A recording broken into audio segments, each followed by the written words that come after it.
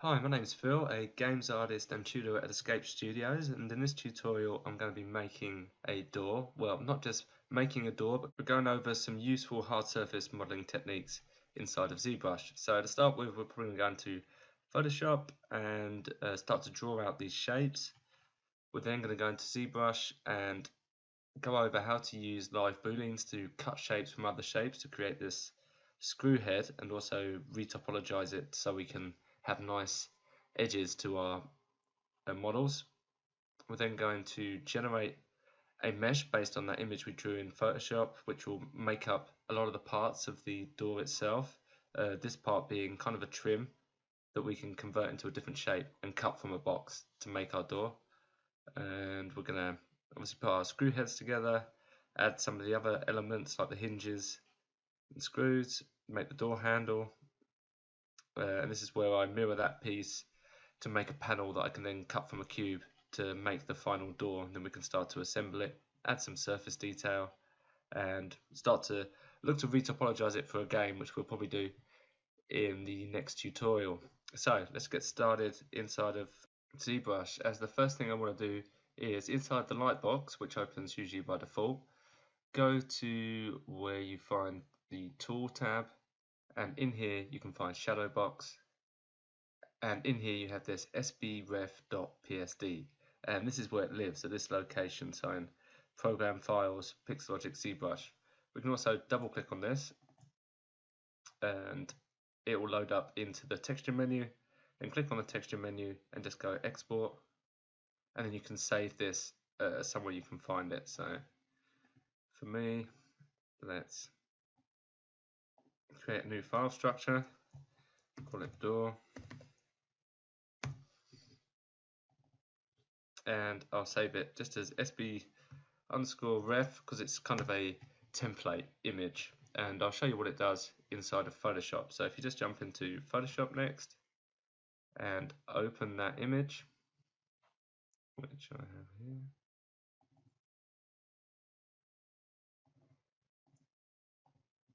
you'll see it just says back, right, and bottom down here, and these are what these represent is me being able to draw a black image in here and it generate a mesh from it. So it will generate the back profile or the width if I did the right as well, and the bottom if that had any shape. But we're just going to work in this section here.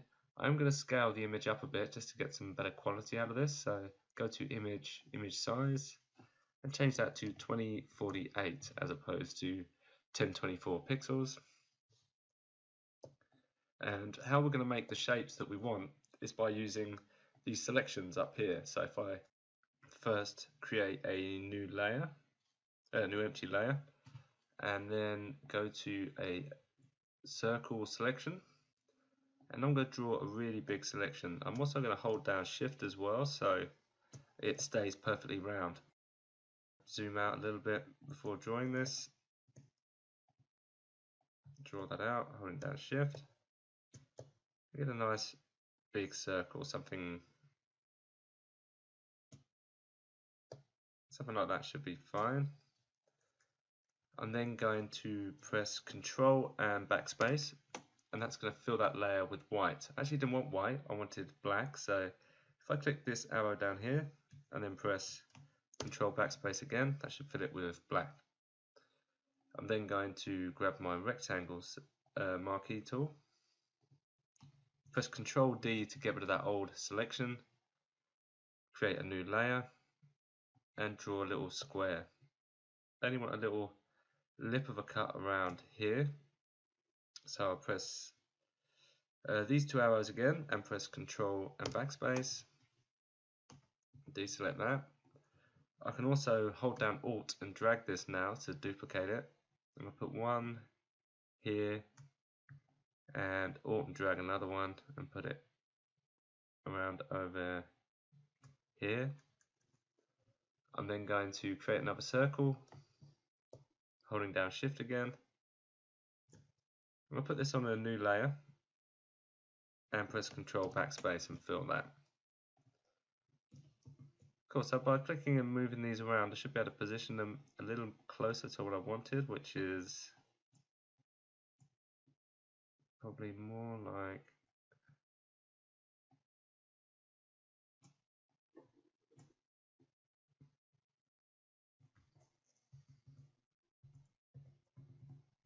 in terms of a silhouette that's a bit closer to what I wanted. It's kind of the trim that you might cut into the door, as we saw when I was going through my images earlier.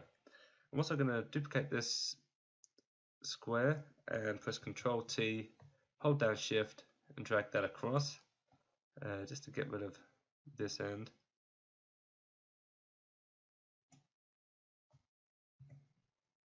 Then I'm going to duplicate that again after pressing return, hold down Alt, drag. I'll change the colors over. Just use my magic wand tool, select that rectangle, then press Ctrl backspace, and then I've got a black rectangle that I can use to go off the edge here. So let me press Shift.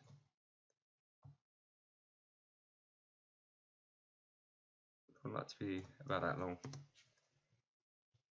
Cool, so something like that is pretty good. Let's add a new empty layer just above our reference image and fill that with white. So Control backspace, no, invert the color, Control backspace.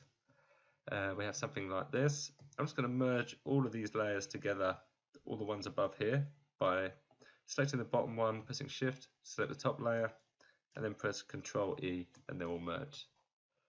Then want to just get rid of a bit more of these leftovers, so I'll just delete that and that, and I'll just magic wand select all of the white area and delete that as well. Cool, so I'm just left with this shape, which is the one that I wanted, and let me get rid of that little white chunk there. Oops. And I'll just place this so it fits in here a little better, so it fits inside the backspace there. Cool, and that's fine. Let's move on to the next shape. So that'll be with a rectangle. Just going to draw out what will become the door handle section. So I want it to be probably longer than that actually. Something like that. Let's move it down a tad. And I'll fill that with black. So here, create a circle.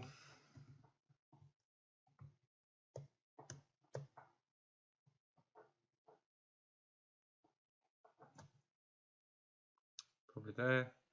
I'll put this on a new layer and then press deselect it and hold Alt and drag to duplicate that to the bottom half as well. So I have those two circles on the top and the bottom.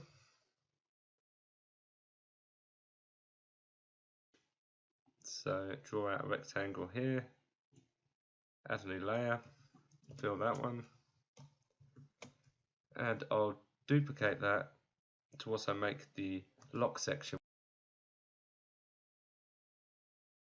something more like that. Maybe I could undo that one, and that'll be fine. This could potentially be a bit longer.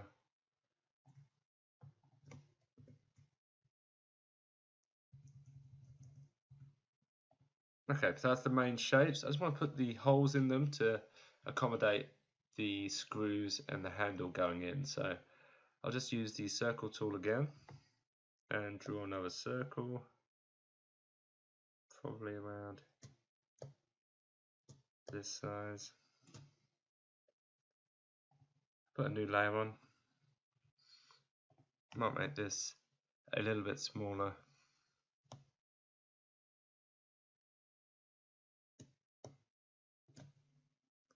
And more like that, and Control backspace. And now I'm going to do the little screw heads. So a much smaller circle, a little bigger than that. Something like that would be fine. And then I'll just Alt drag that over to this side. Oh. Get rid of that extra piece that I didn't want. And then I should be able to Alt drag this one down.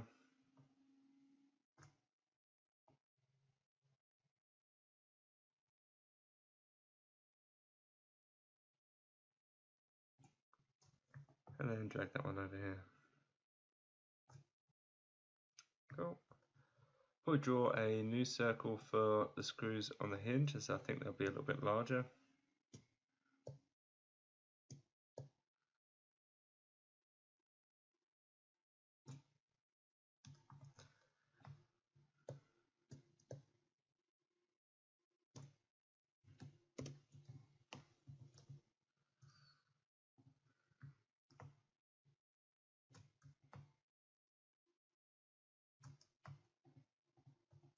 Just hold down shift to select all three so I could align them a little better. And then I'll probably grab this one again.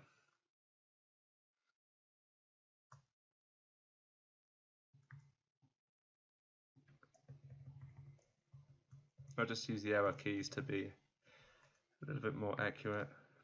Pop that on there. Oops.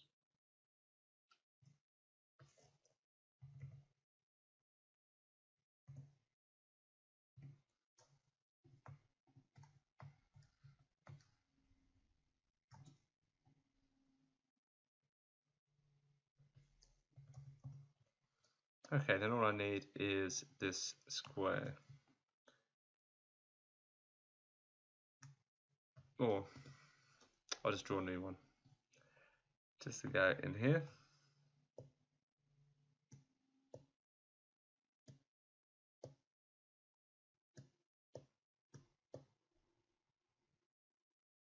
I'm just using the space bar to move my little rectangle around.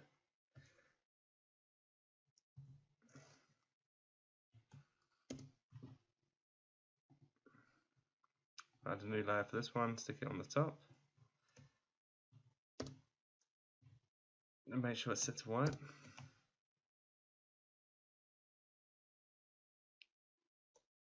Let's move that down a tad.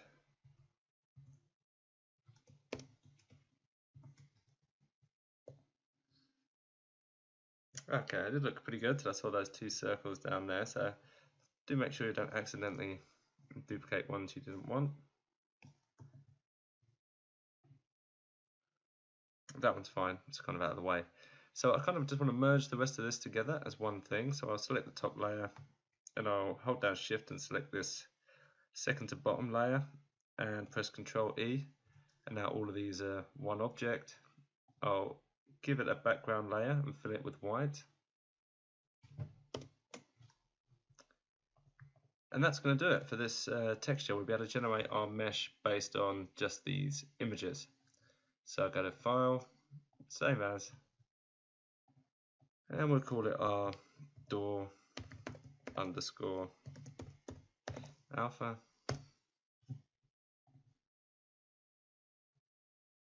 And move back to Zbrush. I'm now going to build one of the screw heads to go into some of the holes for that design that we just made. So I'm going to go into click on Tool inside the lightbox, Tool, and just double click on polysphere.ztool. I can then hide the lightbox and just left mouse drag in the middle of the screen and draw out this circle and press T to edit. Cool, I can now turn this circle. I want to go to my subtool palette on the right. Let's adjust that. And I want to go to Append, Cube, and Append Cube again. With this first cube, I'm just going to turn off perspective here, just so I've got an orthographic view. Move this down about halfway. Hold down Alt and click on the other cube and scale that in quite thin, like so. Then I can move this one up and scale this one up a little bit as well.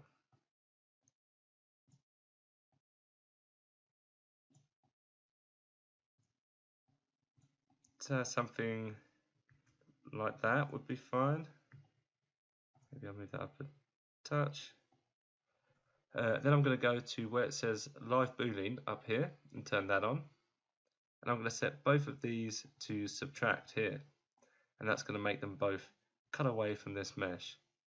Might move this one up just a little bit. You can see I can do live updates with this live Boolean just to be able to adjust the cut, but that will be fine. Maybe I'll move this one down a touch as well. There we go. Now I'm going to actually turn this into a mesh. So currently it's kind of in a preview mode. I can kind of turn them on and off and keep adjusting the shape, but it hasn't actually made the actual cuts on this screw head yet. To do that, I need to go to Boolean down here on the right in the subtool palette and hit Make Boolean Mesh.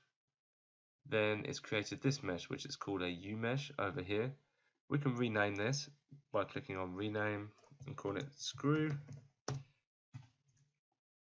And we can see what edge flow we've now got. So it's made some interesting cuts in it, not very useful for softening out any of the edges or adjusting the shape.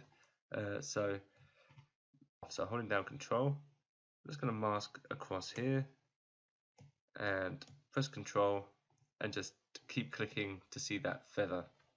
I can then hold down Alt and move my pivot point and scale this bit up a little bit, so just not to have it quite as deep as it was before. I think that's a bit better. And move it down, and that's fine. It would now be best just to Dynamesh this, so I'm going to clear the mask that was there. And what Dynamesh does is essentially redraw all of the edge flow into little squares. So if I go to Geometry, Dynamesh, I'm just going to run it at its default settings to see what it does. So you can see it redrew the edge flow. It didn't do a great job at that resolution, so I'm just going to Control Z and change that to maybe 256 and Dynamesh that. It'll take a little bit longer because the calculation's a bit bigger. So that's already done. And then I'm going to press Control and W, and that will polygroup the whole object into one polygroup. I will then press Control and draw a square right through the middle. Maybe get a bit closer than that. And you can see that my current poly count is 128,000, which is fine for this screw head at the moment. I've got this mask I've drawn all the way through. I'm going to press Control W again. And the reason I'm doing this is because I want to redraw the edge flow, but also maintain these edges around here a little better. And I can do that in Zremesher on the right hand side. If I click on Keep Groups, it's going to try and maintain this poly group whilst it makes the poly count 10 down here. So 10 being 10,000 tries, which is should be plenty to get a nice finish. So I'm just going to press Zremesh and let that calculate.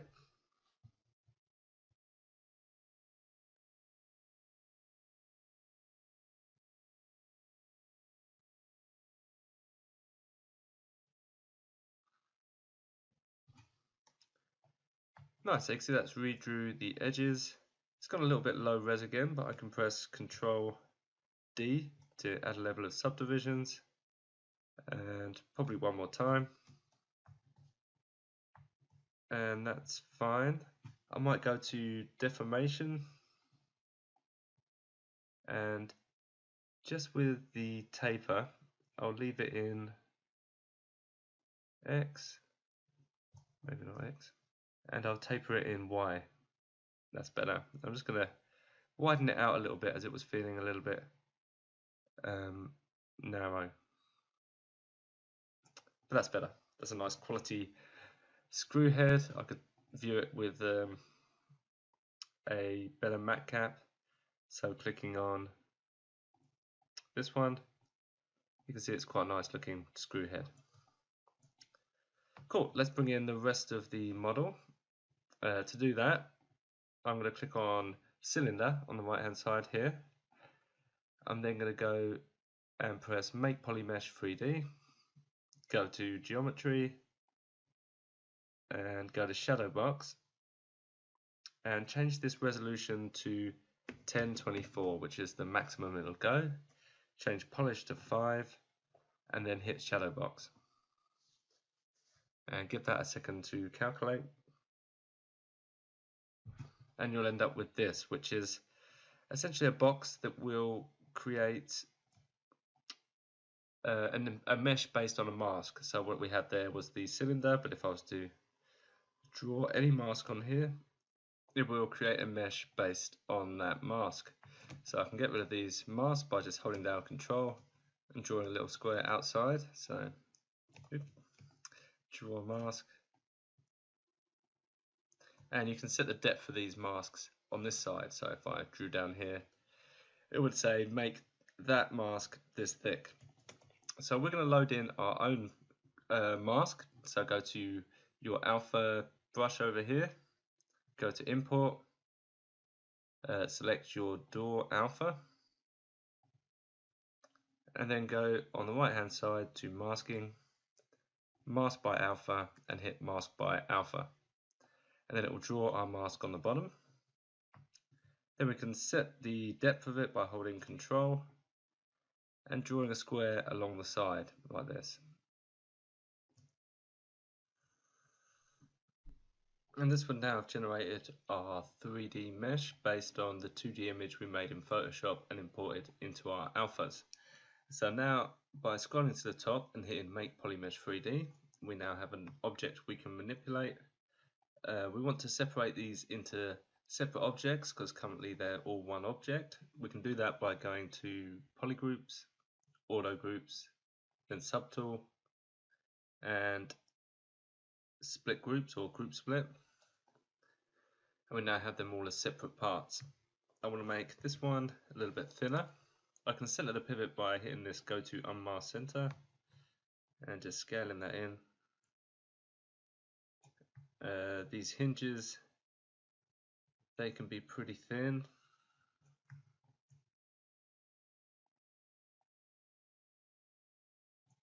And this can be quite thick, but I might scale it in a little bit at the same time. So something like that would be fine. Good, so now I'm going to bring in the screw heads. So go to Append and pick out the screw that we named earlier. We can select that, hold down Shift to rotate.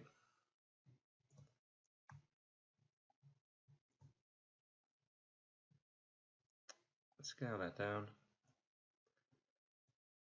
And we can start duplicating this one and distributing it across all of these models. So duplicate, move across. Now you can see my rotation was actually slightly off. So I'll just fix that on both.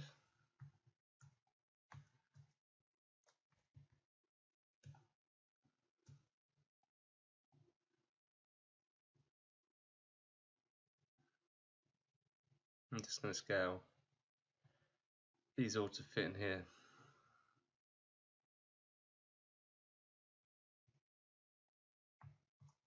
Cool, duplicate that. Might scale that one up a little bit more.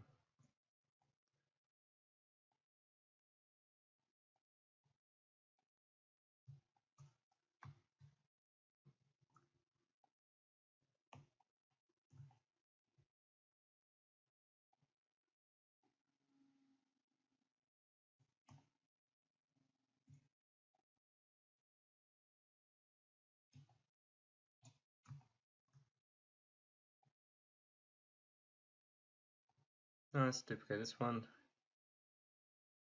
And then I'll start to rotate these around a bit, just to give them a bit more natural variation. There we are.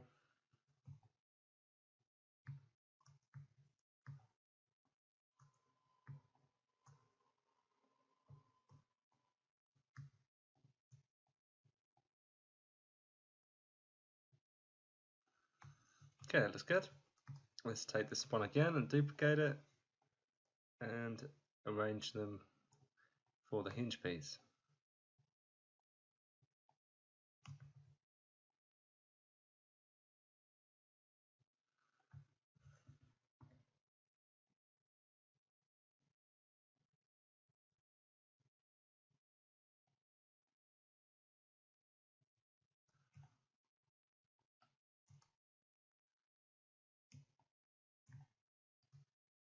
Okay, we'll duplicate that.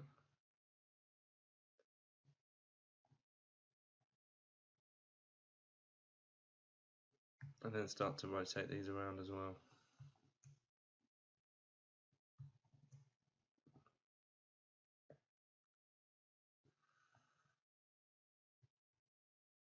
They all seem slightly high, so I'm going to probably merge them all together. They should be the last three here. So if I select the top one and go to merge, merge down, and do that for all three, you can now see they're all one object. And then I'll move them down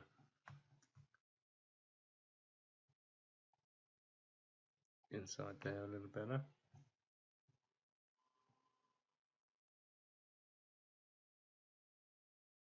Something like that.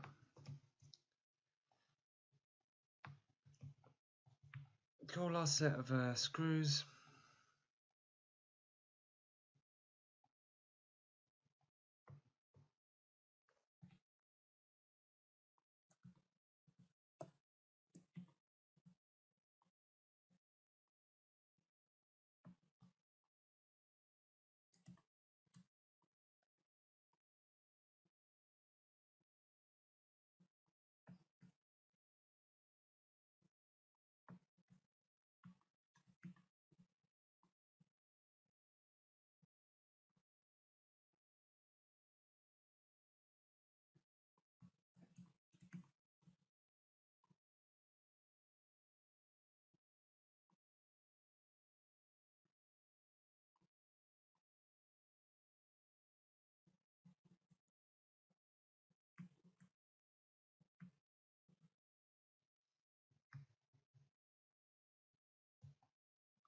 Okay, so that's all the screw head parts done. Now we're going to make it a little bit more flush on these two. So by taking the tops off of the screw heads, we can have a more natural shape for these kind of screws that would be constantly flat against the door or flat against another frame. So to do that, I'm going to need to merge all of these screws together. This should tidy up our subtool. If I drag on the visibility count, I can make this list longer, and I can drag up and see all of my screws. The first screw was kind of the example screw, but the rest of these can probably all be merged together. So let's go to merge down. Always okay. Anything that we merge together we can separate just by regrouping and separating, so it doesn't matter that you merge all these things together because we can later separate anything that isn't merged by vertices. Okay, so to cut the tops off of these screw heads, I just need to hold down Control and Shift, go to where it says brush up here and pick clip curve. Then I can, still with Shift and Control held down, I can draw out these lines. You can see there's a little gradient on the top. I can hold down the space bar as well to move this around, and then I can position it just to chop the top of these screws off, probably around there. I'll just let go of everything, and you can see it cut right through the shape. It is a little bit fiddly to get used to, but it is a very useful tool, the clip curve. So just holding down Control Shift, drawing these lines, and whichever way you see the gradient is where it's going to get cut. I can let go of that over here and it won't affect anything. Oh, I've probably got a little carried away. You can see I've actually taken the entire screw head off of that one. But I quite like what I did over here, so I'm just going to Control Z and undo that. And then I'm probably going to need to separate these two lots of screws again. To do that, I can just press Control W, and what that does is polygroup all of those screws into one polygroup. Then I can hold down Control, draw a square over these ones, press Control W again, and then I can zoom out a little bit,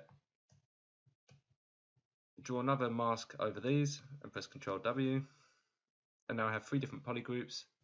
I can just go to Groups Split in the Split panel down here.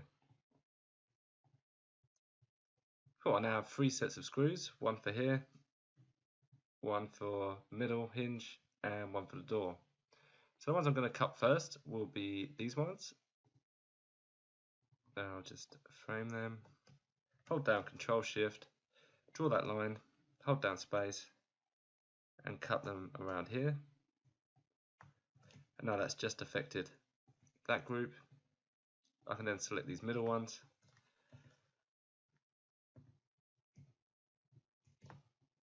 and cut the top of that off, not quite as low as before.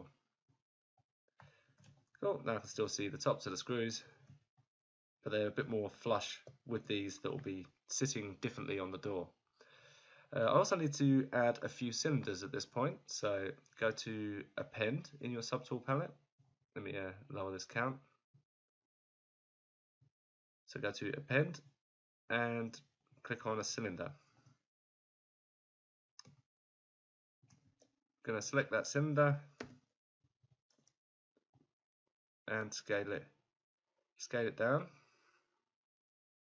I might pop it over here for a sec. I'll duplicate it and position this one along the edge of this hinge. And scaling it up.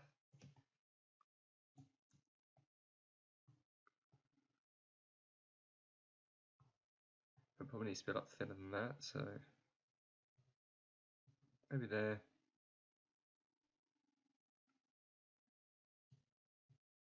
It's always useful to have good reference when you're trying to be accurate with stuff, so do have a look at a hinge. You're probably not that far from a door at any time, certainly if you're at a computer.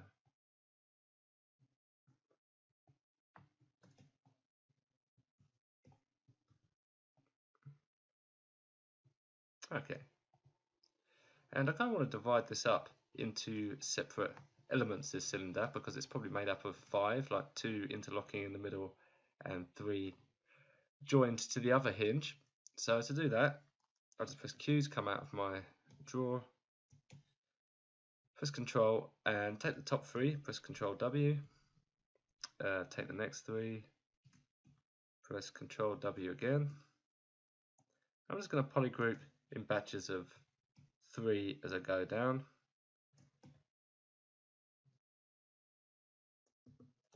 Probably could have been better with my maths there, but let's polygroup those last 2. And then hold down Control and Shift and click on the last 2, and then click on them again, still with Control Shift held down just to hide it. And then we can go to Geometry, Modify Topology, Del Hidden. And I highly recommend at some point you customize your Zbrush to add these buttons to the interface or work out quicker ways of accessing them, just to stop you always diving into menus. I'm doing it for this tutorial so you can see where things are, but better to have them in an easy access position. Anyway, so I've now got 4 groups instead of 5, so I'm going to split these groups. To do that, I can go to my subtool, Group Split. Okay, now they're all separate objects that I can see here.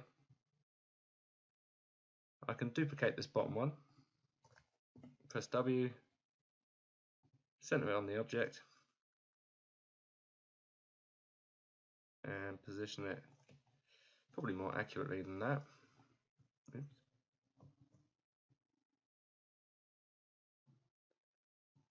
Let's have it overlap. And then I can merge them all back down again, so merge down. Now they're all one, but made up of 5 separate parts. I probably could have got the maths right on the cylinder in the first place, but that's just a way I could put it back together again. I'm not worried about the spacing being perfectly accurate because it's quite a small detail. You can see it has got holes in it, so I'm going to split it again. So go to Split, Group Split, and then I'll close these holes. So then I can go to Geometry, under Modify Topology, Close Holes. And that would have, on this instance, up here, would have closed the bottom hole. You can see it's redrawn the face there. So if I do it on the next one,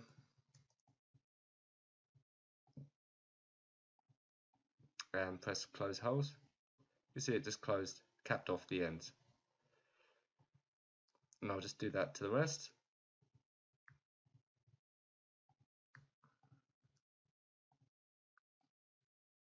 Nice. And now I want to kind of subdivide these so I can make them a bit more high resolution, because you're seeing all of these edges. So if I press Control D, you'll see it starts to curve a bit on the ends and get a little bit of a streak. If I look at it like this, it's not looking particularly good. It's got some weird details coming through. So I'm just going to Control Z to put it back like this.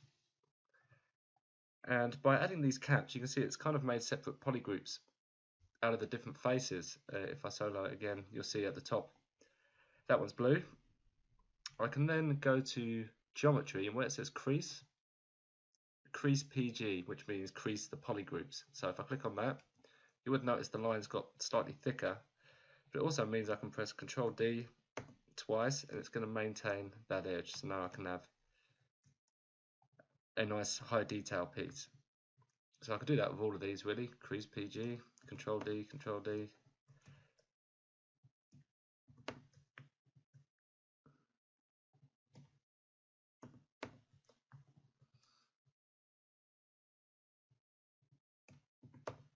Oops. This one seems like a bit of a dud, so I might just go to Subtool, delete that one, select this one, and I can duplicate that and move it up to the correct position. I might say I'm not going to be 100% accurate because there's really not that much need. That would be close enough.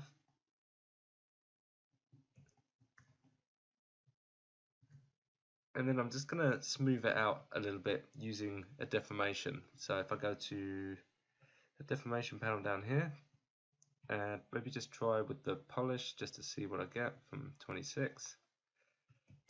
Still starts to get a little gnarled around the edge. I might just press Control D a couple more times. Polish that. A little bit better. I just took up to 248,000, which is quite a lot really for a small cylinder, but I can get a nicer edge. I was polishing this a little bit, so again taking this one up to similar poly count, all at around 240,000 active points.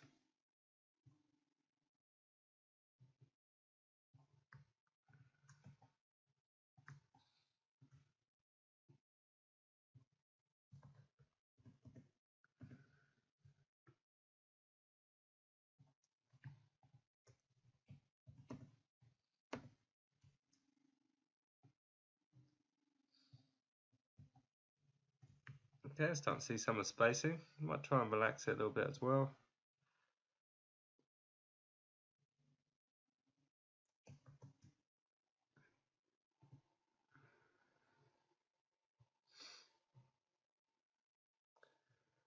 Might have a look through and go to geometry, and we should have clay polish.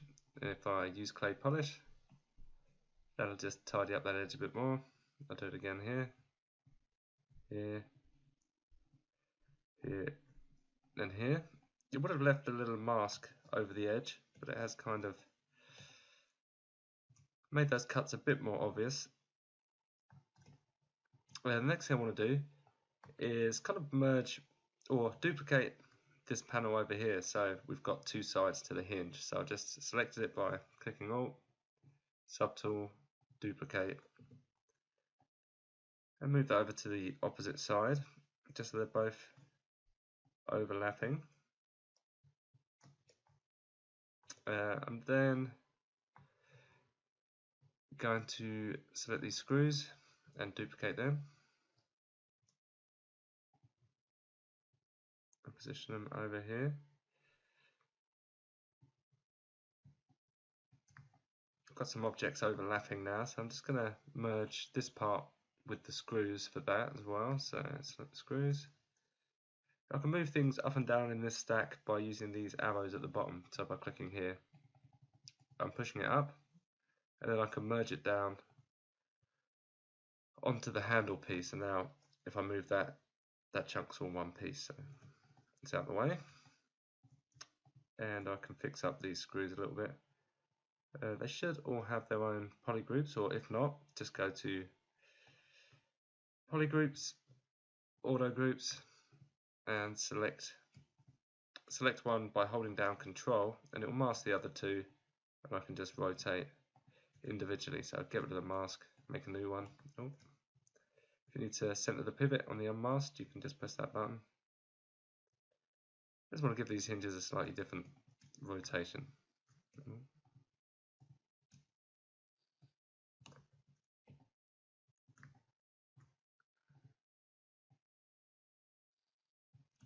Okay. Oh, now I want to merge some of these to one hinge and some of them to the other. So if I come off of that selection, so I want to merge that one with that, and all with this. So to find these in our subtool palette, I've got this one selected.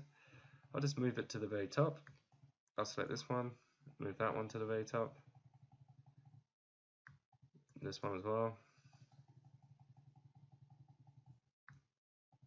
and this one.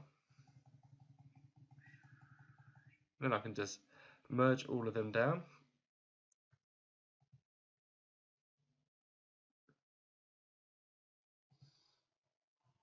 And now that's all one element. I'll do the same with the other half. So I've got this piece, which I'll move to the top.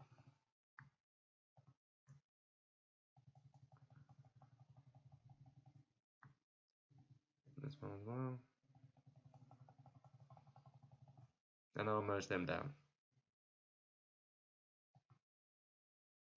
Nice, so I've got these two parts. Now I want to kind of fuse this all together as one shell of a mesh. So to do that, I can go to Geometry, Dynamesh, and I'm just going to start off with a test resolution of 128, just because this is dependent on size. So you can see that's very low res and not much detail. So I'll press Ctrl Z, and I'll move that up to maybe 800. And you can see that's better, and that's at 93,000 all in. If I turn this off, you can see it's got a little bit of noise on the edges. I could press Ctrl D, and that would bring it up to 375,000, which is fine. That looks pretty good. So I'll do the same with this one. Just Dynamesh it at 800, and then press Ctrl D and Ctrl D again. Nice, and they're starting to look like more realistic hinges. These would be pretty cool when they're assembled onto the door.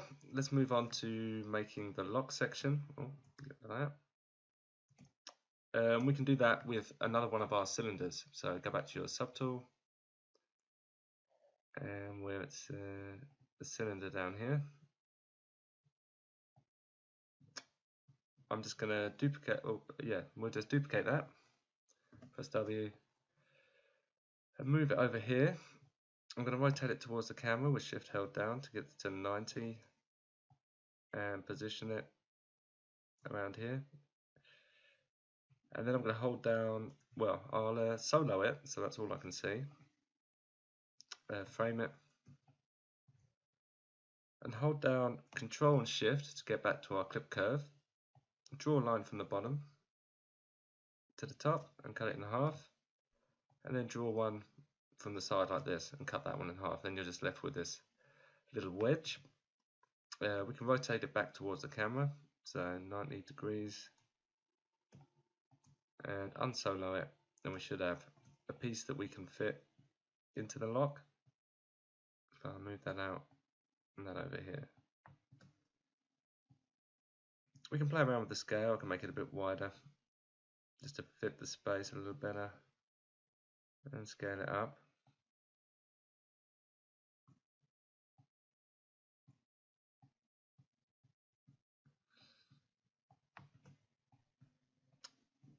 That's probably fine like that. What I do want to do is make it a bit more high resolution, but if I press Ctrl D, it's going to soften out that top edge. So all I need to do is trim the top off as well. So with the clip curve tool, let's go like this, and I'll cut the bottom off. like so. And I'll scale that again.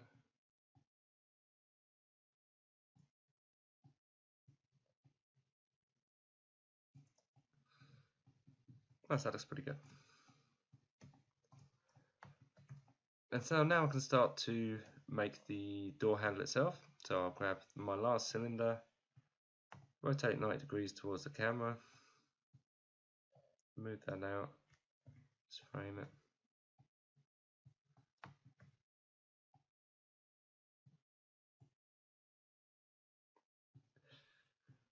And just work out the length that I want to go, so probably less than that.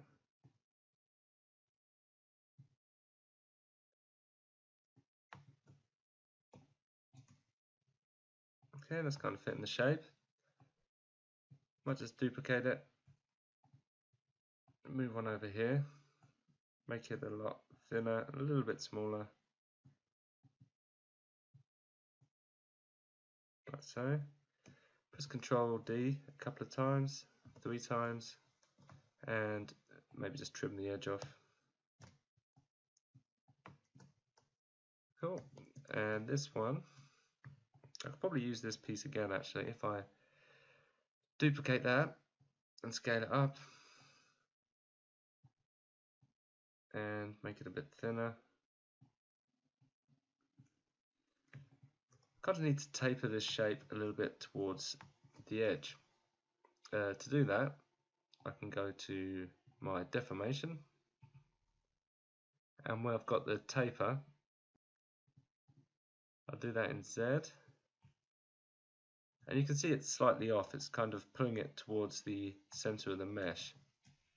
To fix that, I'm going to go to Transform and S Pivot. Oh, that's moved a bunch of things around, but it should now allow me to taper this and make it fatter at one end and thinner at the other. So I want to kind of make it fatter to taper off this way, just like this. Let me just solo it so it doesn't get confusing. I can put my pivot point back in the middle, and maybe move this pivot point down a little bit towards the bottom, and use the sphere. I'll actually move the entire mesh up a little bit, and then use this sphere, and that way it's going to move it off of its center pivot, so I can get it to bulge more at the bottom than it does at the top. I just want to bulge it a little bit. You can see more what that's doing if I zoom in on the mesh. I'm just getting it to be a nice door handle shape. So I can unsolo it now and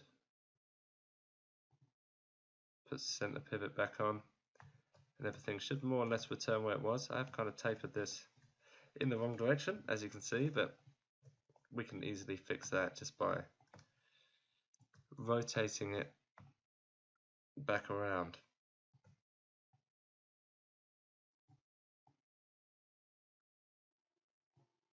And I'll scale it in to fit the shape of the door handle better.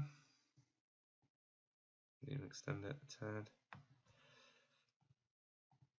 But everything else should still be back where it belongs. Cool. And I need to subdivide this a little bit more, so Control D a few times. Take it up to 126,000, and then I can use my clip curve again just to chop down there and chop down here, and then I'll just center the pivot and move it along. Cool. Might duplicate this piece again, so back to Subtool, duplicate, move it across, and scale that down.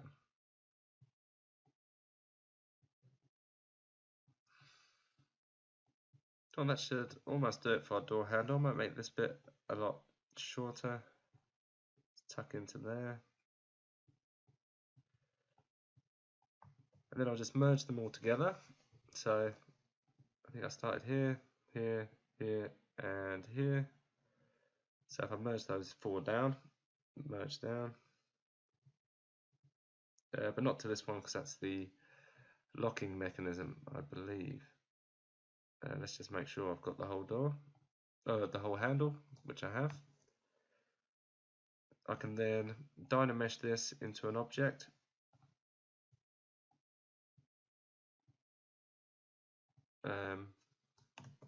Undo that. I can delete the lower and set the resolution to maybe 800 and then Dynamesh that. Go a bit higher, 1600. That's quite large, that might take a minute to calculate. That's fine, that's all done. It's still at about 200,000, similar to what it was before. It's just all one unified mesh, and I could probably polish it a little bit in the deformation as well. So polish. Done, that's feeling a bit more like a actual door handle. Let's get the actual handle part, the grip part done. And we can do that by appending a cube. Subtool, append cube, select that, scale it down.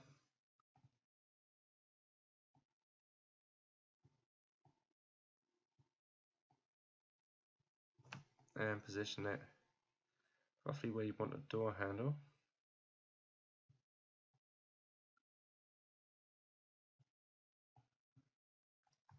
And obviously set it to a more appropriate thickness, something like that. And we'll just position it right there.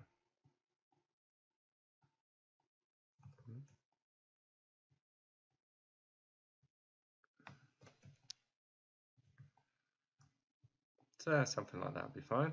We could hide these other meshes just to avoid it getting confusing, and I can do that. I'm just going to up this visibility count and just hide everything that isn't related to the door handle. Let's immediately delete that, hide that.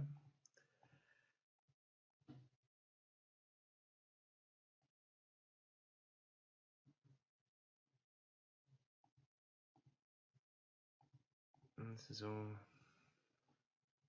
on the handle. Let's get rid of that. Keep that. I might just move that down towards the rest of the door handle elements, which you're not.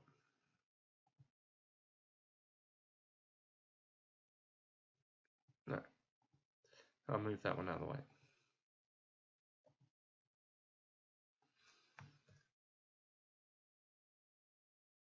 So these three down the bottom make up our door handle. So to edit this, I'm just going to press Ctrl D to give it some more subdivisions. You can see if I turn that on and off, I've now got a few more points. I'm going to click on my brushes menu and press M, and that's going to show me just the move brushes, and the one I want is this one, move infinite depth. You can press D or select the button. I've now got that brush selected. And what this will allow us to do is just kind of move the object all the way across the edge, so we can be a bit more accurate when we're shaping things. I'm going to do this quite manually, just dragging around the corners. I can press shift and that will start to soften some of the edges. I can use much bigger brushes to get a bit more shape. I want to make it kind of curve down a little bit but then go back up at the end, and that's generally the door handle shape I'm going for. But you can just match this up as best you can, or go and look at a reference for a door handle and pick a door handle that you want to recreate. Important to get this bit round at the end, so pressing shift and clicking on this is going to help soften the shape, which is what we want. We don't want it to end up really thin, but we do want to soften the shape. If I shrink my brush size, I can tighten this up a little better. I don't mind gradually nudging it there because it's quite a unique shape.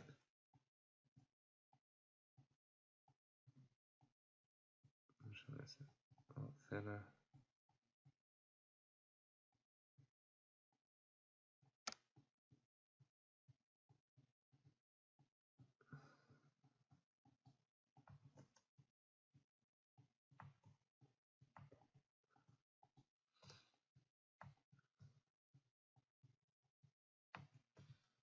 the smaller brush I use, the more I can get this to thin out. It doesn't matter if it gets a little rough in places, because again I'm just going to press shift and go over it.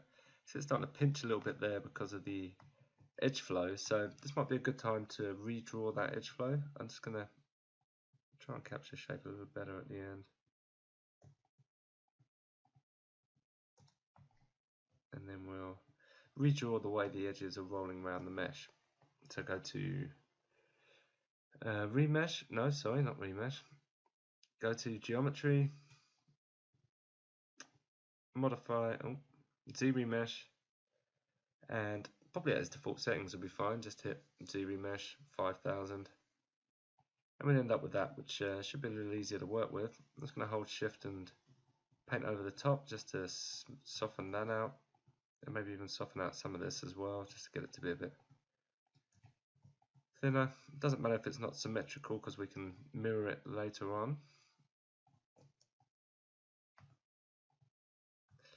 Other things we can do is by looking from the top, I can hold Control and Shift and just clip the end off to make that nice and flat. Also adds a nice little beveled edge there. You can press Control D to add more geometry and continue working the shape. So I've got more or less what I want. I might turn off this poly F just to see the handle.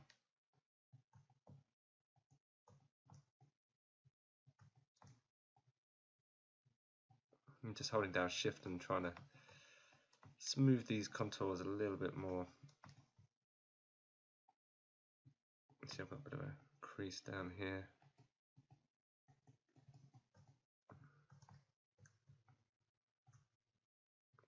Then we'll just continue to work the shape. And then use a bigger brush.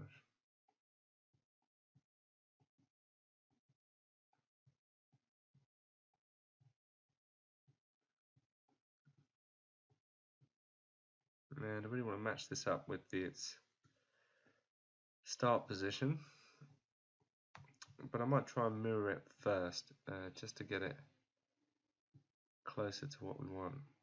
Just nudge that a little bit more.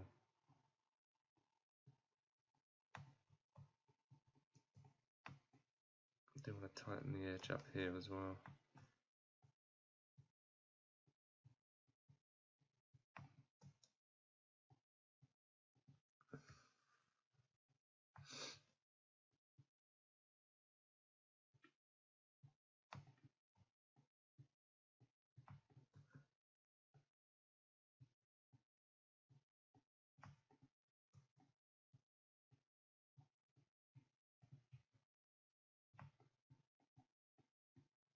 So this combination of softening and nudging it around, and it keeps quite nice flowing to the edge. So as I was saying, I'm going to mirror this. So again, I'm going to press transform S pivot, and that will just center the object in the pivot. Then go to modify topology and mirror and world. Make sure we haven't got subdivision levels. We can drag that down to 1 and press del higher. That's going to get rid of that higher set of subdivision levels. And press mirror and world. Do it in Z. Yay, Z. And you can see that mirrored across the mesh. I can kind of draw over the top of this, which I will do once I've added one set of subdivisions. So press Control D. And we're going to try a clay tubes brush. Make the brush size a little bit smaller. Intensity about 14. And just what I want to do is start to draw and hold down shift, and I can just draw a relatively straight line across the top of the handle. I just went back and forth a few times and I've got this shape. It's kind of damaged the bottom of the mesh, which is not what I wanted it to do. So if I Control Z that, and the reason it did that is because backface masking has not been turned on by default in ZBrush. So if I go to brush, auto masking, and backface mask, and then I draw that line again, so start to draw hold down Shift, and just go back and forth a couple of times. You can see it hasn't drawn on the bottom half like I'm going to. So, oops, start. Just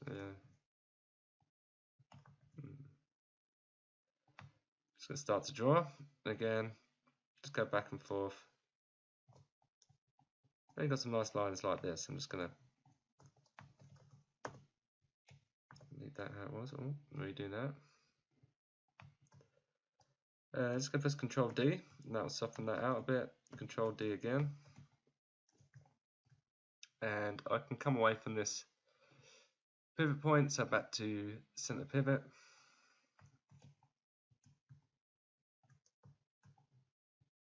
Not really sure about that end lip. Let's go back down through the subdivisions and remove that just by pressing Shift and drawing over the end.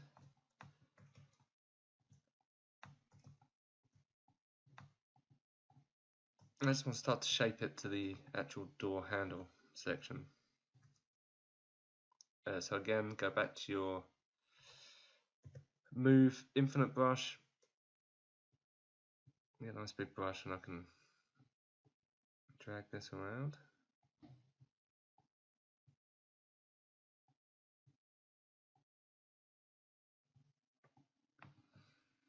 And that seems to match pretty good. And start work the circle back in.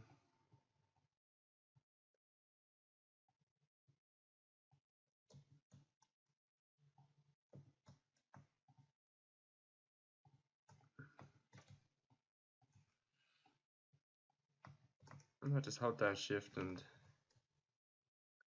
if I hold down Shift and lower the intensity, which is currently at 100, I can soften it but not take away all of that detail, just to make it a little less obvious that pattern's there. I'm mostly just covering the seam that I got from the masking, and it adds a little bit of interest to the door handle. I might just trim the edge again, so hold down Control and Shift and chop the end off, and that gives a nice cut along the edge.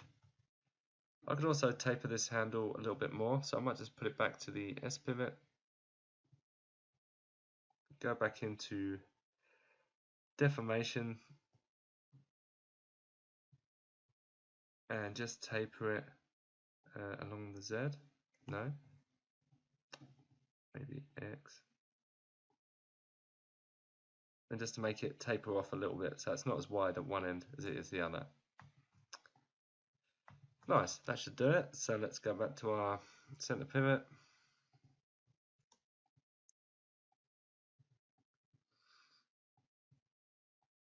And we want to kind of connect this handle to the arm for the handle. How are we feeling proportionally here?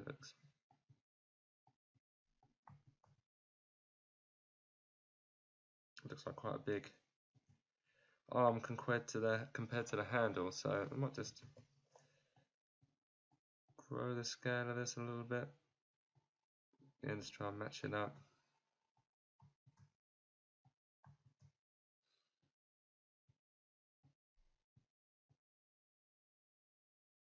Might have been just from some of the tapering, but I can again click curve and just chop that end off and get that to sit even more flush. So the level of detail I like to go into to be accurate with this stuff really pays off in the end, because it will look a lot crisper. We can go back to our highest subdivision level with that again and unhide some more of our pieces, because we're about done with this handle. Oh, maybe I'll just merge these two parts together. So the handle down, going to merge down. So these are both connected. I can center the pivot there and move it back so it's inside the door. There we go. Come on, you can just see a little bit of that connection there. Nice, so I was hiding all of this. I can start to combine a few of these elements now and start to build the actual door itself, because we've built all extra little parts that we're just going to attach to the main frame. So I'll merge this one down to make the door handle. I could even name it just to start being a bit more organized. So handle. I'm done with that cylinder now, so I'll just delete that. Goodbye. And I think I'm done with this screw head as well. So we'll delete that. Cool, I'm just going to merge the screws back to the hinges and the lock parts to the appropriate spots. So it might require moving things around in your stack a little bit and recognizing the shapes. So this one connects with this lock, so I'll merge that down. And the 4 screws also connect there, so move that down and merge that one down. And the hinges, this one connects with this one, so merge down. And this other half of the hinge would merge down there as well. Okay, so that should be all of the parts connected. Let's rename them. So rename hinge 01,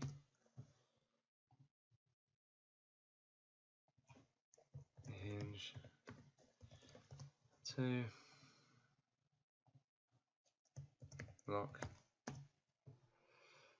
And this part, so this part is going to be our door. So let's just solo that object. And what we want to do is kind of skew the mesh sideways. So we can do that in deformation. Let me just lower this count and go to deformation. And then here we have skew. So if I drag that to this side, you'll see it doesn't do very much. But if I change the angle to Y and do it, it folds right over this way. So you get this design. If I undo that and then rotate it 90 degrees around and then use the skew in Y, you see I can fold it over this way, which is kind of what I wanted. I don't really like this weird pattern that it's done here, and it's done that because I haven't got enough geometry to get a tight line across. So to get more geometry before skewing it, I might just Dynamesh it at a high resolution. So go to geometry, Dynamesh. What does it do at 128? That's quite low. So maybe 100 or 1300. And that should be a nice high resolution for that. It might take a second to calculate, but yeah, that's at 1.5 million. That's probably a bit high. Maybe go a little bit lower, so 900. So you can see how easily you could end up with a very big number that might crash your machine if you got into 10, 20 million polygons in one go. So do start at a low resolution just in case, because it is size dependent. So that's at 900,000, which is fine. I'll skew this mesh at that resolution and I should get a much better result. So deformation, skew, like so. And you can see that line's a lot tighter now because I've got the geometry to be able to do it. Nice, so let's rotate it a little bit to the side so it's level and go to geometry, modify topology, and mirror and world.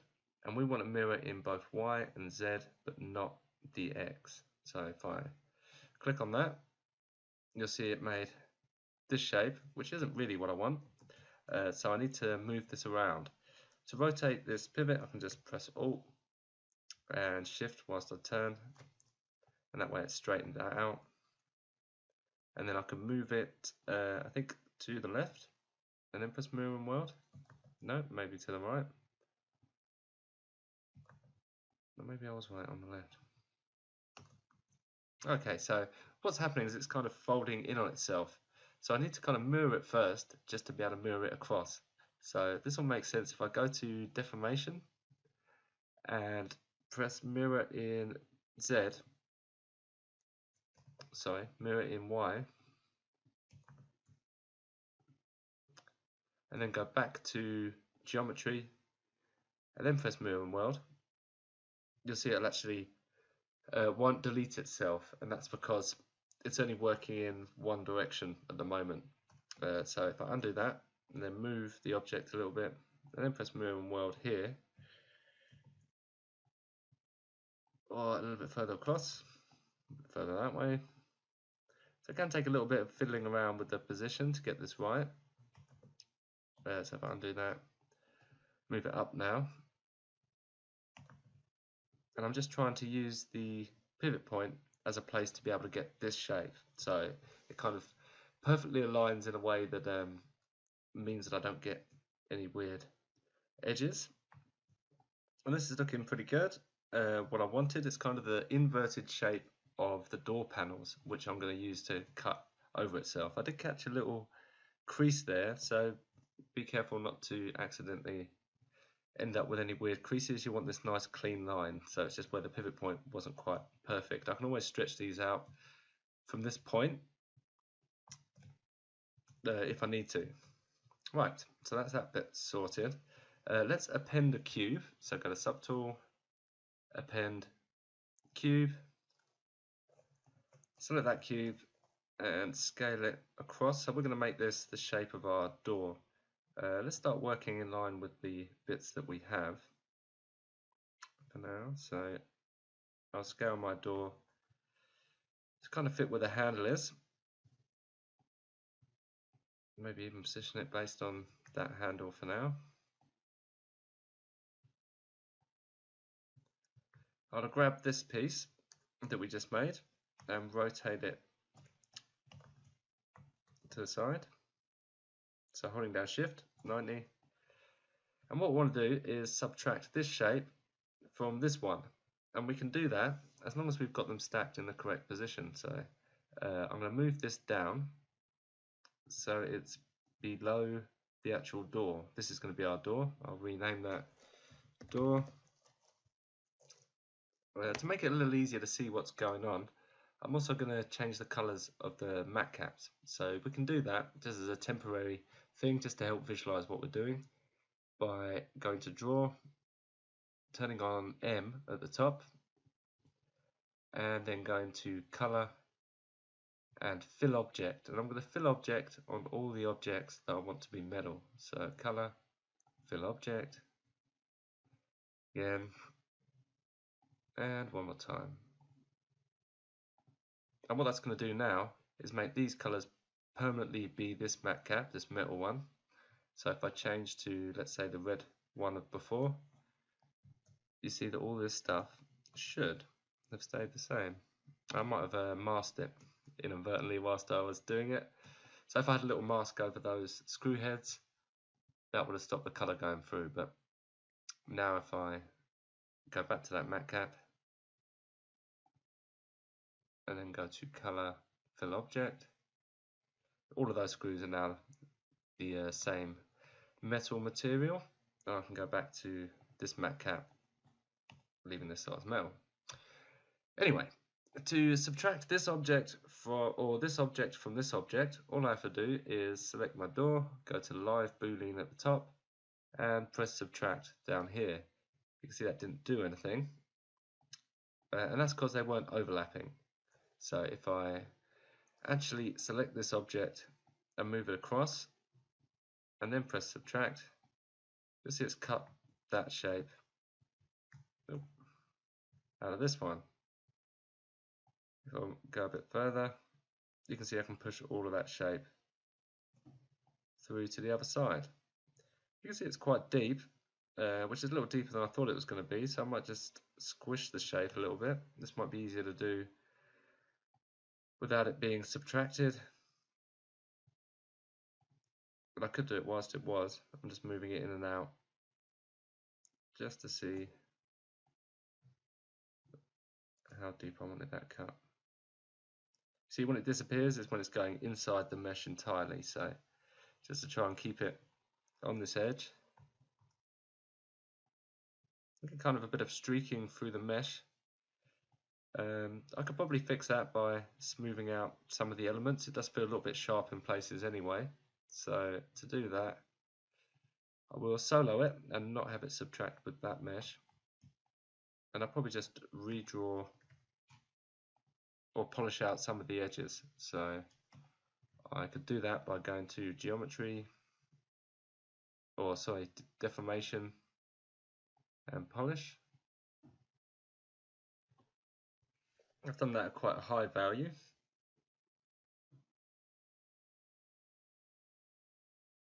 Okay, that's smoothed out a lot of the edges. It feels a bit more natural, like it's been painted wood rather than very sharp wood. I did find this cut a little bit deep, but maybe I'll change that a little later on. Right, so let's put it back in our subtools to subtracting. And that shape looks pretty decent. Let's get this door a better size. So probably be relatively tall, maybe a bit wider than that. Let's grab this shape. And I'm just going to duplicate it and move one over here so I can edit this one and always go back to that if I want. I'm going to mask half of it and then hold down Control and just click on the mesh, and you'll see that mask is starting to blur. That's just by holding down Control and left mouse clicking over the mesh.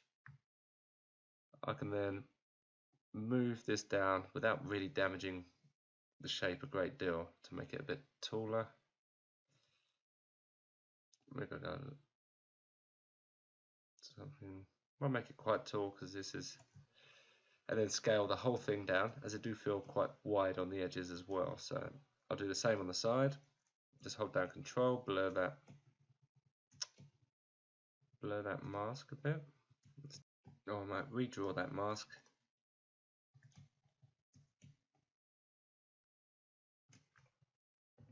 And press Q to go make sure you're in the draw mode.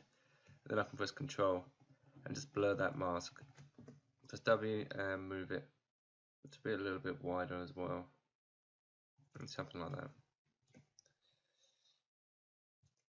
And then I'll just scale the whole thing down a little bit. Move it across. Move this door over, and I'll duplicate this. Move it over to this side. Set that to subtract. I'm going to try and align this door a little bit better.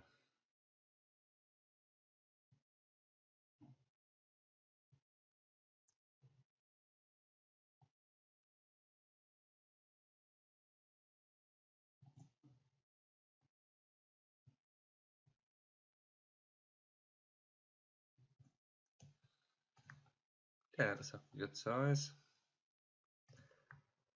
I can duplicate these again and pop them down. Maybe have quite a high kickboard at the bottom.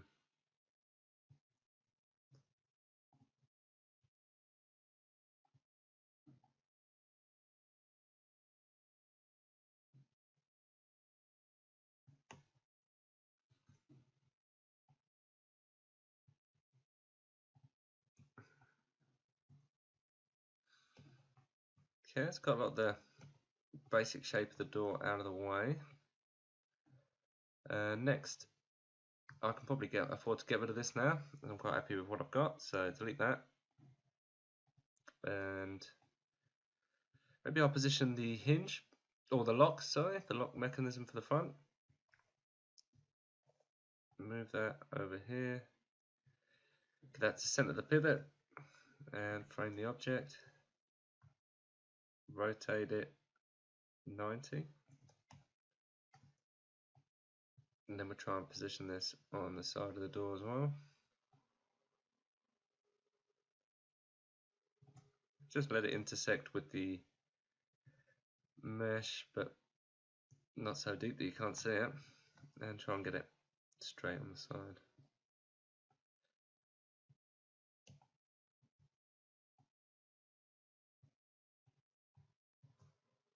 Okay. And this hinge,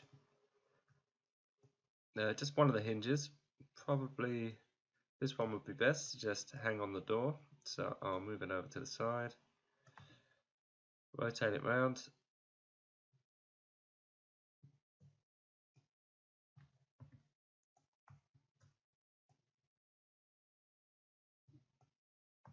And I'm not too worried about being very accurate with that position yet, because I'm going to tweak the shape of this door a bit more. But first I need a few additional cuts and to start giving it some wood pattern. So to add some more cuts to it, let's find where our door is. Just to organize this lot a bit better, I'm just going to make them all not cut into the mesh and merge them all down. So I don't want to merge them together whilst they're set to subtract, but I can do it like this, and then just have the whole lot subtracted once, and that way it's a bit tidier whilst we're working. Let's append another cube. So append cube, select that, and I'm going to set that to subtract as well, and you can see immediately that's just going to cut a big hole in our mesh. I want to make it quite thin. Let's frame it, because what it's going to represent is kind of the cut between this panel and the next panel, kind of implying they're all separate pieces of wood. And I don't want it to cut all the way through the door, so I'm going to make it a bit thinner. Let's just see the actual mesh so I can scale that a little better. So it's quite wide. Let's thin it out to here.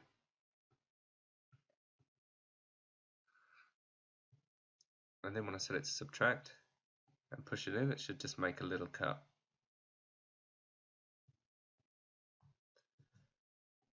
Probably want to go about there. And to check if it's deep enough, we can zoom right in. About there looks fine. And this cut wants to run all the way through the model from the top to the bottom, so I can scale it up to make it pretty big. Might just see how big I did make that. We don't need it excessively big, just big enough to cover the door, so something like that would be fine. And then I'll duplicate that again and put one on the opposite side.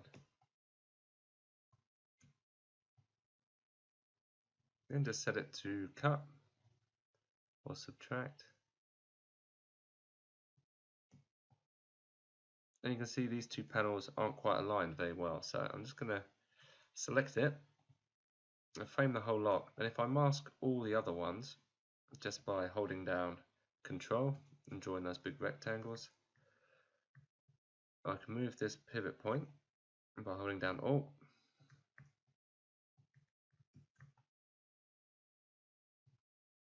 And then we'll just zoom in on where we want it to go. And I can move it, and all that's moving is just this panel, so they now align perfectly with those cuts that I just made. I want to make some more cuts that are running across the mesh as well. So let's take that last cube, duplicate it, turn it minus 90, and that will cut along there.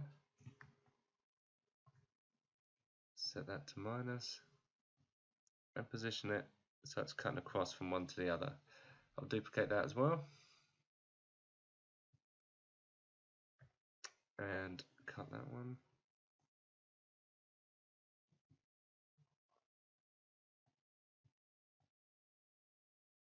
I can do that again, duplicate, move it up,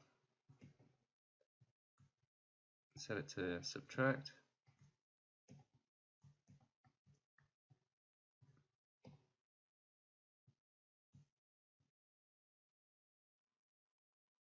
And that's a pretty good position for that one. Oh, one more at the bottom, I think. Duplicate, move down.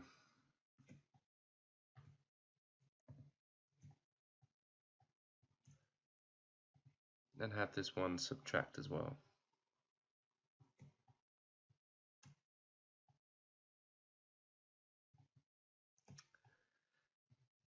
Good. So next thing is I don't really want them cutting all through the edge of the wood. I just want them cutting those individual middle panels out. So I can kind of trim these off a little bit. So let's set all of those back to be visible, which were the ones that were running horizontally across the mesh, which goes up to this one. So these four down here. If I merge them all down, merge down, merge down, merge down, and solo it, you can see I've just got those four panels. What I want to do is just scale these in a bit. Let's try and center them on the object, and just scale these. Just they're not overhanging the entire door, but fitting nicely across this middle section.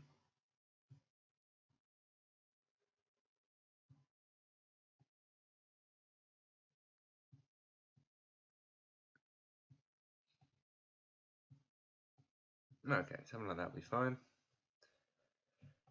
And this way, it's just cutting out that middle part, so that's looking pretty good. Let's add, kind of want to play around with the scale a little bit, which can be a little bit frustrating after you've moved some of the elements. Let's just look at it in a perspective mode. It does feel a little wider than it is tall, so I still might just scale these top panels a little bit more just by selecting them up here. I can mask the entire bottom half. Again, just blur that mask a little bit and move them up.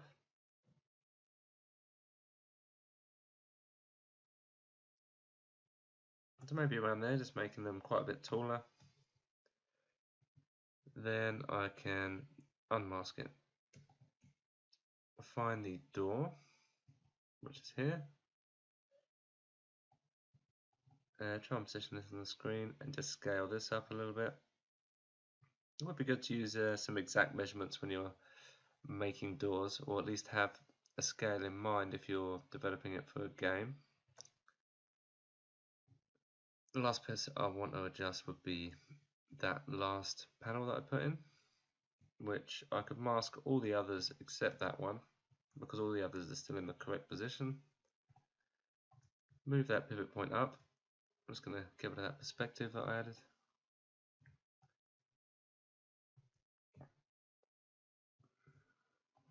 And get that back where it belongs. Right. Cool, so that's a better shape for my door. Let's hide that other hinge. So this would come into play if I was to build the other part of the wall.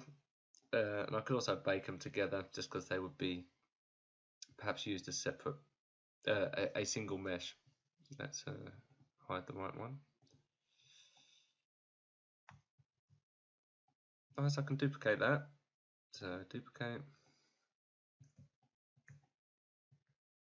and pop it nearer the top. That one a little bit higher. Nice, I do want to mirror the wood from this side to the other side. To do that, I'm going to need to merge a few more of these elements together. So some bits are almost ready to go. I'm just going to mirror this door handle over. So by selecting the door handle, looking from the side, I can just go to geometry and mirror and world. I think I want to go in the Z-axis. Yep, correct. And that's kind of jumped from one side to the other, so I have that mirrored.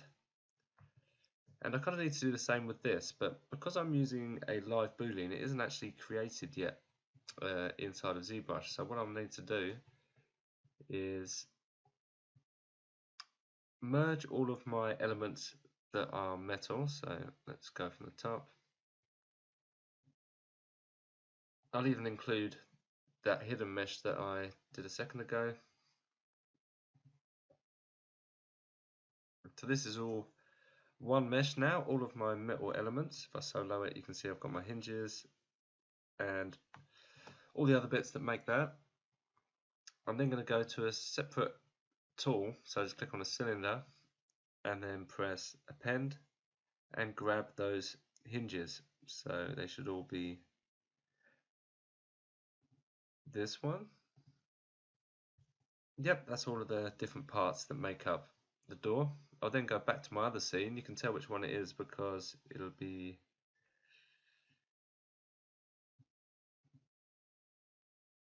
number 6, which is got the door. So I've got one version here that has 2 objects. That's this one, which is just my hinges and the cylinder. I don't even need the cylinder there, I can delete that because all I wanted was the hinges over here and my scene over here. And that way I can delete the hinges from here, so I'm just going to hit delete and they're gone. All I've got is the door and the booleans. I can then go to Boolean down here, hit make Boolean mesh, and what this is going to do is create a 3D mesh that uses all of these subtractions, so I'll end up with a single mesh, not all 5 of these. It will take a couple of seconds to calculate.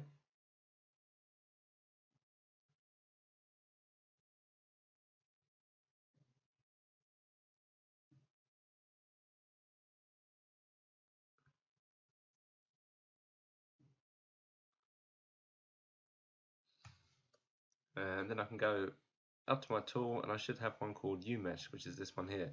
And that's the completed mesh, not with any booleans, just a finished piece. So I can mirror this backwards. So if I go to geometry, and again I want to mirror in Z.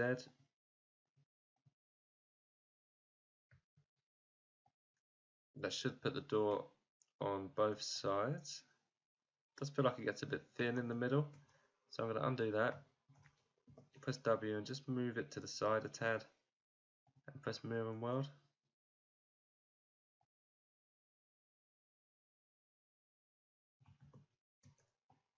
Maybe that was fine now we had it. Mirror and world. And I'll reset its position back to the center. And that looks okay. Maybe it doesn't get too thin. And after I've done that, I'm just going to go to append and our hinge 02, and that will bring our door pieces back into this scene. So now all I have in this scene is the UMesh door, which I can rename now to door underscore high. I'm going to use specific names at this point because when we export it for Substance Painter, it'll be looking for the names to bake certain objects separately. I will separate off this hinge again because we're not really using that. So to do that, I can just mask it, press Control W, hold Control Shift, click on that hinge, kind of draw mode first, and then click on that hinge, click on it again, and that'll disappear. I can then go to Geometry or go to Subtool and just split the hidden. So split, split hidden. There we go. Now it's a separate object, and I'll hide that and bring back my door. I do want to still adjust this door shape just very slightly, only extending the top of it. So I'm just going to mask the whole door up to here. And I just want to move that up a little bit just to make it a bit taller. I might make this middle section a little bit taller as well. Just my mask in the bottom half.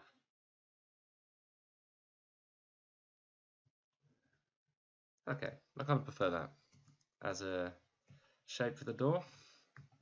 I'll just put up my handles a little bit low there.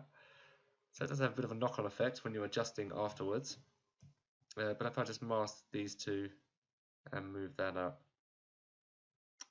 that should position itself okay.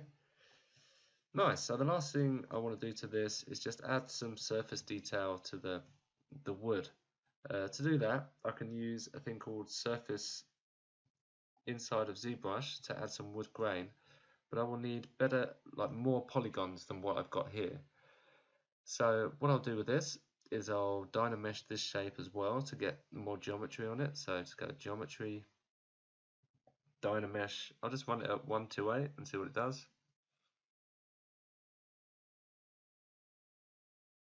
And you can see that's starting to take a while to calculate. So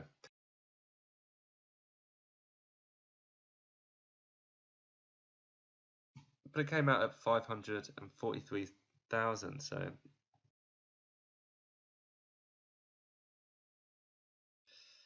has lost quite a lot of the detail, so I'm going to undo it to get that sharp detail again.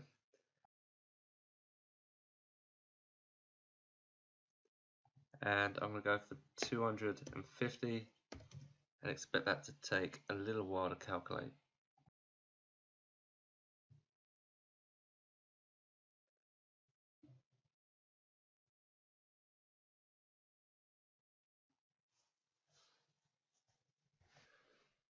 Okay, so that's finished at 2 million, and that's really maintained most of the detail that I wanted to get from the shape that we cut. I think that's looking pretty good. Could subdivide it again with a Control D to take it up to 8 million.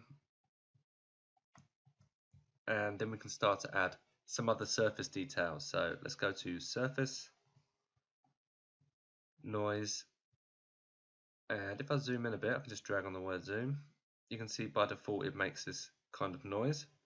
If I click on Noise Plug and go to Wood, we can have a look at what wood does. So I'll turn off this noise scale and mix basic noise, and so all I can see is the plugin. And if I scale that in, you'll see you can start to see the lines. I can drag the strength down, and then you can really clearly start to see these wood lines running through the mesh.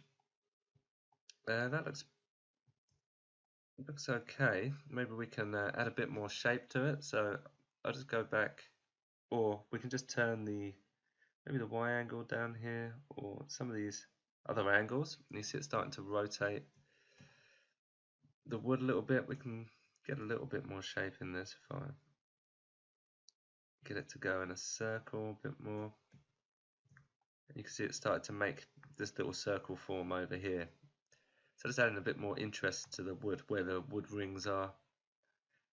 I could go back into edit this and maybe add to the ring scale, or subtract from the ring scale, and that will change how many lines I've got running across it. So 6 is actually pretty good, so I'm going to leave that like that. And I think the strength's about right, so if I press OK, you can see it's got these wood lines now. I might change this matte cap to a basic material, which you can probably see the pattern a little better. It's still quite faint, so I might just go in and up that strength to minus 0.008, or maybe just 0.1, and that should be a little bit stronger. Yeah, it's a bit more prominent now. I want it to be quite subtle, because I'm going to take this into Substance Painter and add even more wood detail. I just want to get started in here. I do want the gradients to run in the same direction as the wood, so to do that I can go to Edit and just save these settings so I can repeat this exact same pattern. So I'm going to save, and we'll just call it wood for door. Nice. And so I can mask out some of this, so hold down Control, go to Mask Rect, and we can just draw a rectangle over the bits we don't want to affect. So there, you can see that's all gone flat now. Go up a bit further, add it to this panel.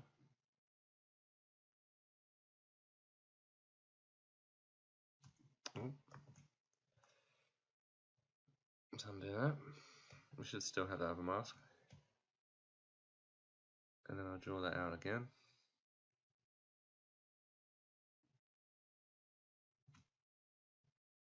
Okay.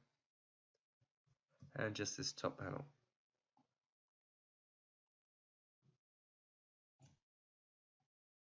Okay, so now it's only really affecting the panels that are going upwards. And I'm going to hit Apply to Mesh, and that's going to make this pattern a permanent thing on this mesh. So I hit Apply to Mesh. So that's done.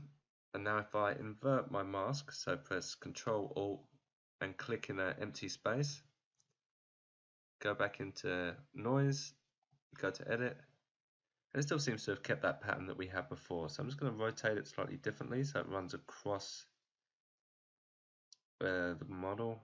Maybe straighten that. Well, something like that, that's quite good. Maybe a bit wavy. I might adjust the plugin scale a bit to get a few extra lines running across.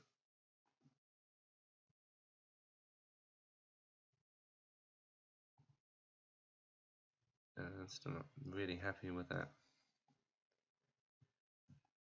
Rotation, it's going to move. Mostly up here, so.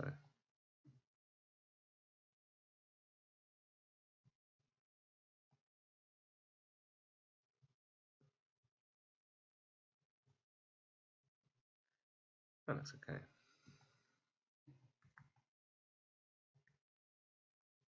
Yeah, that looks quite good. Let's apply that to the mesh. And then get rid of that. And finally, I just want to tweak the scale of this handle a little bit, just because it's not really exactly what I wanted. So I'm just going to select it. I want to kind of split the handle away from the rest of the mesh. So if I press Control W, that should make everything one polygroup. Then I'll make a mask, draw around these handles and press Control W again. That's made them separate to the lock. I've caught a little bit of that other part, so I must undo that. And solo this. Let's remove that little bit of mask, just so I'm only getting the handle. So Control W. You can see that's just caught the handles, so I'm going to go to Subtool and then split those. And what I want to do is maybe scale these down just a little bit, so I'll undo the solo, center that pivot.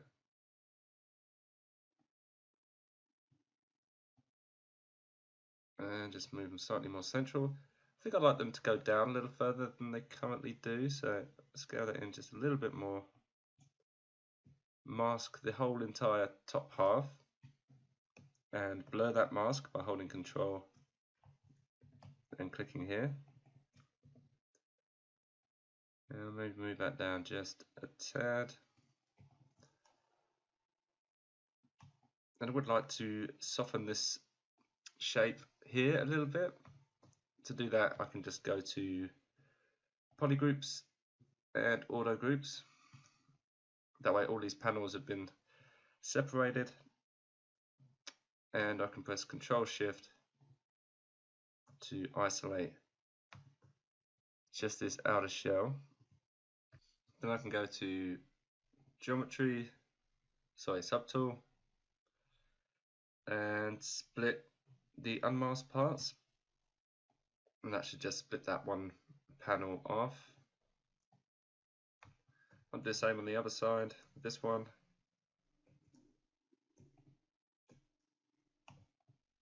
I'm just going to isolate it and split the hidden in that one. And now I've got those two panels separated again. I'll merge them both together, so this one plus this one. Merge down. And I'll probably Dynamesh this, and this is going to give it a slightly softer edge, plus even out that edge flow there as well. So go to Geometry, Dynamesh. It's going to see what it does at 128, which goes very low. So probably around 700. And that looks a little higher than what it was, so I shouldn't have lost any quality, but that's kind of softened the edges a little bit.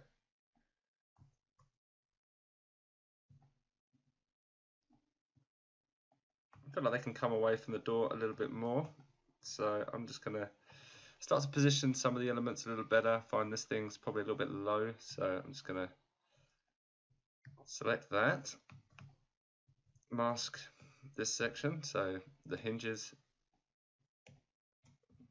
I should be able to just move this log. Oh. Make sure I've got it selected. Subtool. Yeah, that's selected the hinge. So masking over here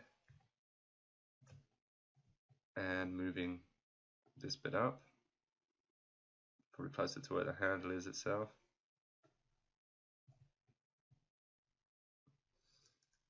I might even center that and scale it down just a tad.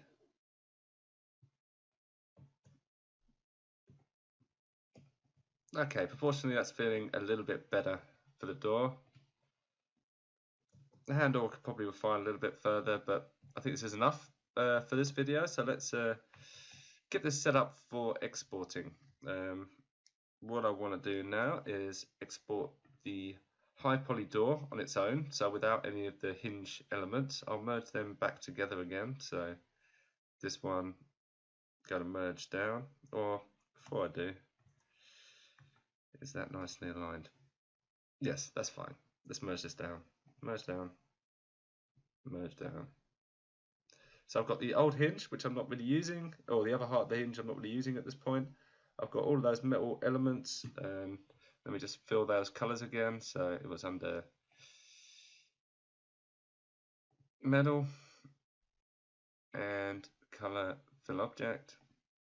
Nice. And with the door, I kind of want to fill this with a color as well. And this is for when I bake it, I'll be able to pick out the two separate sections based on their color. So if I grab, let's say, any old color will do, maybe something closer to what we end up with.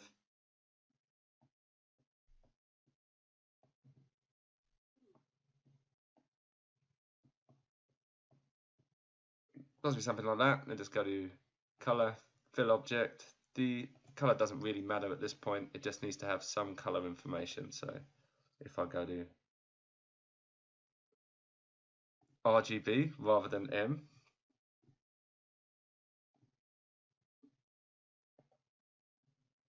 so if I change it from M to RGB and then go to color fill object,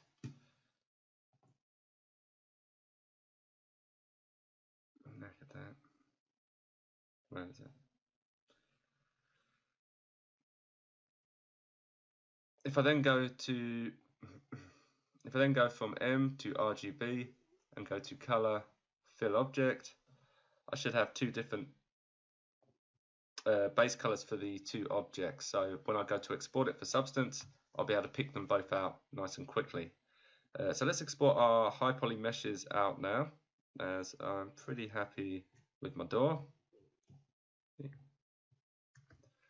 So I've got this door part selected. Let's get that renamed, door underscore high. And I'll just rename the hinge as well to door underscore hinge underscore high. The reason I'm using this naming convention is because I want, when I bake them, I'll bake them both separately inside a substance painter, so I'll use the namespace for that. And let's export both of these objects. So this one first, I'm just going to go to the very bottom, go to export, and make sure my settings are like this. So try and turn off MRG and GRP. And then I can press export up here, and this will make an OBJ file, which I will call door underscore high. Might take a second, as it is 8.5 million active points that I'm exporting.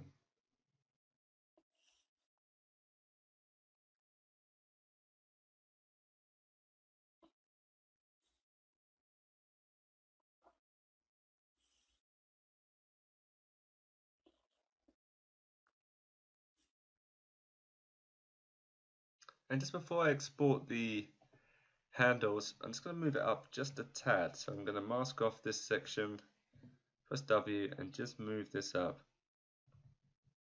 I'll hopefully mask off this section. Okay. Then move the handle up just to make it align a little better with the door. And then I'm going to export The handle using the same settings, so I got to export the bottom, turn on try, turn off MRG, GRP, and just go to export, and it should already have our name there, door hinge underscore high. So I'll just save that. That's another 5.5 million being exported, so it maybe take a second.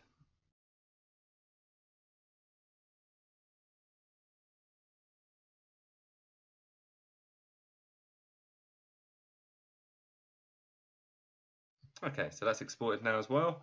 And we have our two high poly meshes. This is going to be the detail for our texture we create for our game asset.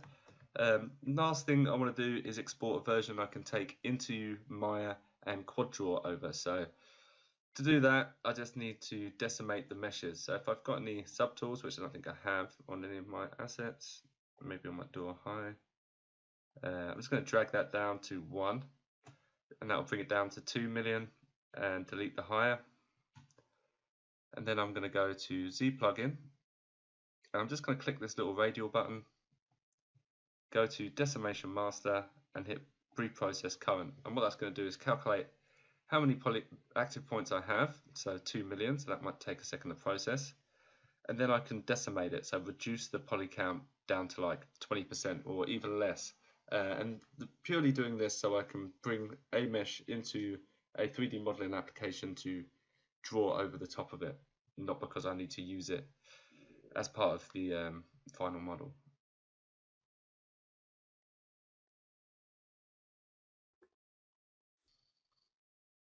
Okay, so that's finished. I might reduce that down to maybe 10, and then hit decimate current. And what that's done is reduced it to 200,000. So I might pre-process it again, just so I can get it a little bit low. You can see it's a lot quicker this time, and then decimate current. And now it's down to 20,000, which is fine to go into Maya, and I can quad draw over the top of that. Let's just change the material back to basic. And with the handle, I'm not going to decimate it first. I might just Dynamesh it first, so it's at a lower than 5.8 million, because it's so many intricate, well, so many separate parts. It's going to take a while to calculate. So it's sometimes easier just to go to Dynamesh, probably type in 200 and Dynamesh that. And you can see that's already dropped the poly count down to 52,000. It has kind of affected the silhouette if I undo that. So I might go slightly higher at 500. And that's reduced it to 332,000 without really affecting the silhouette of the object. So I can still quad draw over that. It's just a lot quicker than pre-process and decimate. It's saying I've got 2.5 million, but a lot of that's just this hinge here, which is 2 million in itself. So if I was to just export these two, this one's 300,000, this one's 20,000. I could decimate this one now, so maybe just pre-process that. It should be nice and quick because it's only 332,000. And then if I decimate current, you can see that's reduced it a lot, but still kept the same silhouette more or less. You could use decimation to get a low poly model, but it's better to go in and quad draw it and then really control the edge flow, which I'm going to do in the next video. I'm just going to export these two, so I'll rename them to low. So rename door underscore high to door underscore low, and do the same with the hinge.